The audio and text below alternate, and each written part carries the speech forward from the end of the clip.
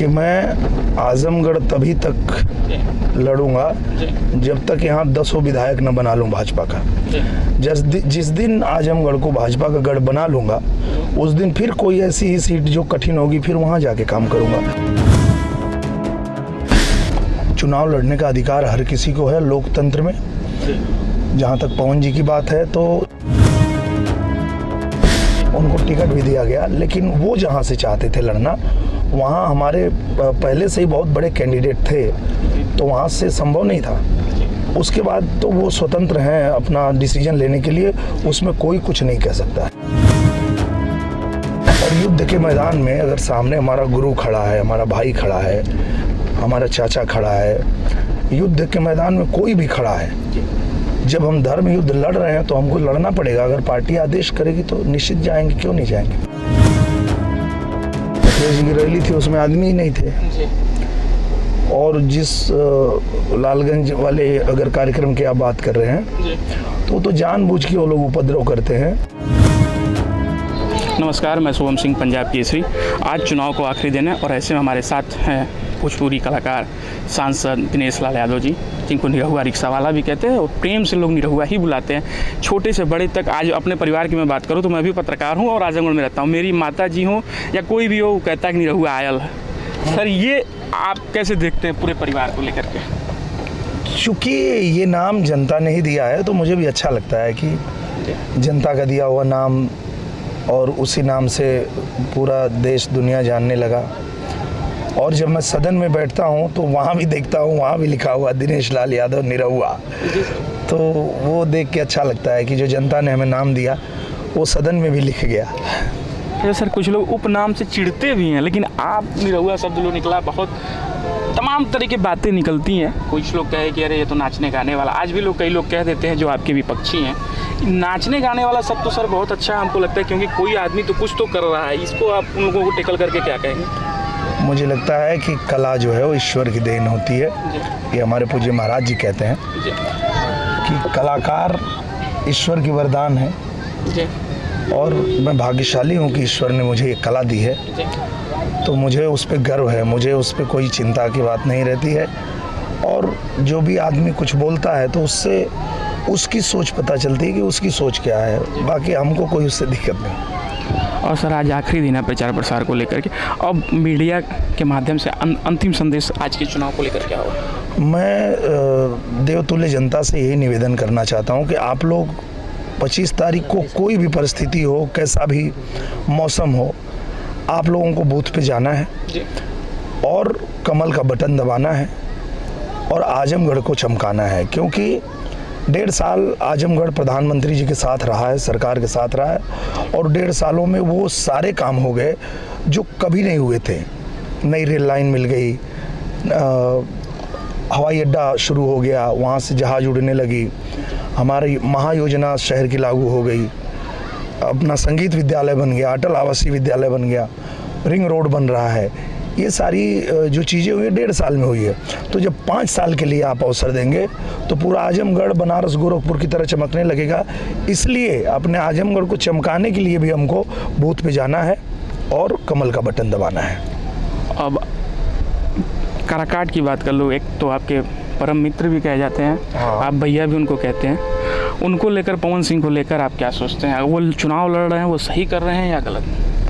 चुनाव लड़ने का अधिकार हर किसी को है लोकतंत्र में। जहाँ तक पवन जी की बात है तो जब मैं 22 में चुनाव जीत के गया था दिल्ली, तो अपने राष्ट्रीय अध्यक्ष जी से जब मैं मिला तो उन्होंने पूछा मुझसे कि अब आगे क्या, तो मैंने कहा पवन सिंह बहुत अच्छे कलाकार हैं और हम चाहते हैं कि अब उनको लाया जाए पार्टी में, और उनको लाया भी गया, उनको टिकट भी दिया गया। लेकिन वो जहाँ से चाहते थे लड़ना वहाँ हमारे पहले से ही बहुत बड़े कैंडिडेट थे, तो वहाँ से संभव नहीं था। उसके बाद तो वो स्वतंत्र हैं अपना डिसीजन लेने के लिए, उसमें कोई कुछ नहीं कह सकता है। एक बड़े इंटरव्यू में आपने कहा है कि अगर पार्टी चाहती है तो मैं प्रचार करूंगा, वरना मैं नहीं जाऊंगा। क्या ऐसा है कि अगर आप अपने मन से नहीं जाएंगे, पार्टी चाहेगी तो जाएंगे? नहीं, अभी तो हम खुद ही अपने चुनाव में लगे हुए हैं, किसी ने मुझसे ये सवाल किया कि अगर पार्टी वहाँ भेजेगी तो जाएंगे, तो मैंने कहा पार्टी ही तो हमारी सब कुछ है। और युद्ध के मैदान में अगर सामने हमारा गुरु खड़ा है, हमारा भाई खड़ा है, हमारा चाचा खड़ा है, युद्ध के मैदान में कोई भी खड़ा है, जब हम धर्म युद्ध लड़ रहे हैं तो हमको लड़ना पड़ेगा। अगर पार्टी आदेश करेगी तो निश्चित जाएंगे, क्यों नहीं जाएंगे। अच्छा, पवन सिंह ने काम किया कि मतलब उनको लगा कि मैं आसनसोल से हार सकता हूँ, तो काराकट से वो लड़ गए निर्दलीय। आप भी सर बड़े चेहरे हैं, बड़ा नाम है, ऐसा कभी आपने नहीं सोचा कि मैं आजमगढ़ में लड़ रहा हूँ, फाइट है, इससे अच्छा मैं कोई ऐसी सीट पकड़ लूँ जहाँ से मेरी जीत तय है? ये सर एक सवाल था। नहीं, ऐसा नहीं है। उल्टा मैं आपको बताता हूँ कि मैं आजमगढ़ तभी तक लड़ूंगा जब तक यहाँ 10 विधायक न बना लूँ भाजपा का। जिस दिन आजमगढ़ को भाजपा का गढ़ बना लूँगा, उस दिन फिर कोई ऐसी ही सीट जो कठिन होगी फिर वहाँ जाके काम करूँगा। मैं तो कार्यकर्ता हूँ भारतीय जनता पार्टी का, और अपने पार्टी के लिए काम करने के लिए, सांसद बनने के लिए नहीं लड़ता हूँ। मैं अपनी पार्टी के लिए लड़ता हूँ, अपनी पार्टी को मजबूत करने के लिए लड़ता हूँ। और जिस आजमगढ़ को ये कहा जाता था कि ये सपा का गढ़ है, वो गढ़ बोल के इसको पूरा गढ़ ही बना दिए थे सब। तो हम आए, यहाँ रहे, हार के भी रहे यहाँ, और इसको सजाते रहे, एक एक सड़कें बनाते रहे, विश्वविद्यालय बनवा दिया उसी समय जब हारे थे। तो हार जीत हमारे लिए मायने ही नहीं रखती है। हम तो आजमगढ़ में अगर आए हैं तो एक भारतीय जनता पार्टी की कार्यकर्ता के नाते आए हैं, और एक कार्यकर्ता बन के आजमगढ़ को सजा रहे हैं। जिस दिन ये भाजपा का गढ़ हो जाएगा, फिर कोई ऐसी सीट जहां ज़रूरत होगी फिर वहां जाऊंगा। अब क्या सवाल सर, सवाल तो बहुत सारे हैं मन में, आखिरी दिन है, जितना चलते चलते बात हो जा रहा है 2-4 किलोमीटर वही है हमारे पास है।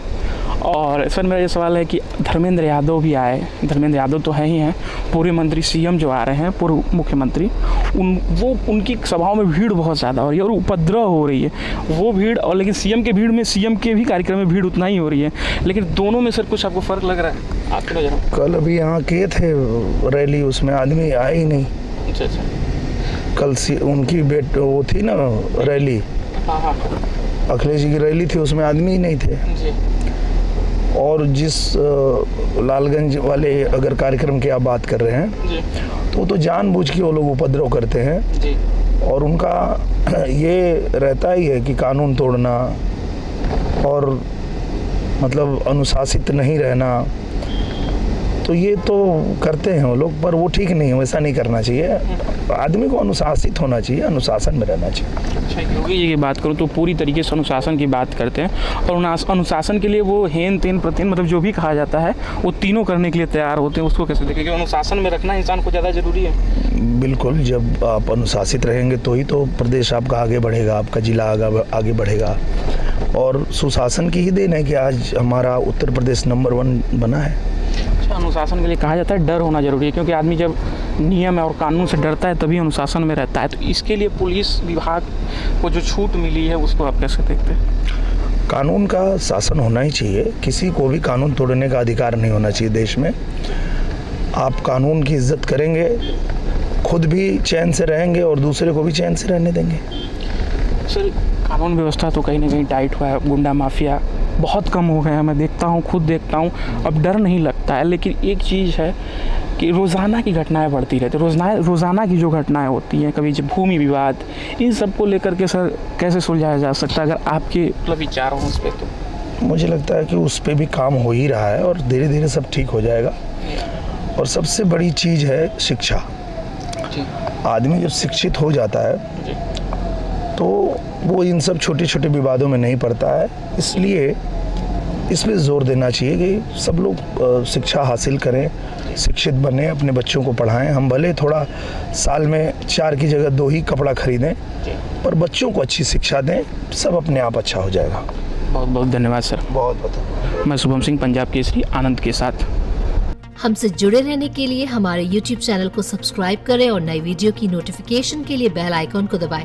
अगर आप ये वीडियो Facebook पर देख रहे हैं तो लाइक जरूर करें और ज्यादा से ज्यादा शेयर करें। धन्यवाद।